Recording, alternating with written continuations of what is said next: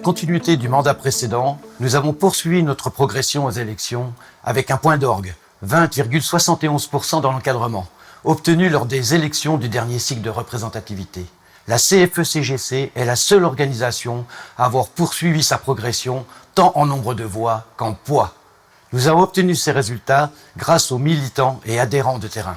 Pour obtenir cette dynamique de progression et accompagner le travail des syndicats et des fédérations de développement sur le terrain, nous avons conduit une réforme territoriale en redéfinissant les missions des unions vers le développement et en formant les développeurs territoriaux et fédéraux, nos bras armés du développement.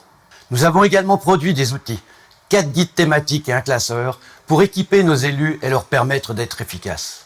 Nous avons enfin travaillé sur les parcours syndicaux en négociant au mieux les trajectoires professionnelles des élus et en leur permettant de suivre les formations afin de capitaliser sur les savoirs acquis au cours de leur période d'engagement.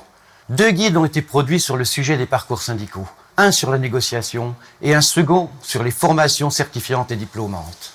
Les bons résultats dans les urnes sont aussi le reflet de nos victoires syndicales, des victoires nationales dont les sections peuvent se prévaloir et qui aident les militants sur le terrain.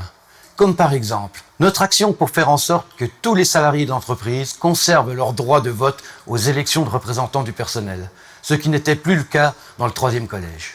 Ou encore, notre combat pour que des éléments forts de rémunération restent au niveau de la branche, niveau protecteur contre une concurrence déloyale et le dumping social. Le fameux SMH, salaire minimum hiérarchique. Mais le syndicalisme, c'est aussi le niveau national interprofessionnel. C'est aussi le paritarisme.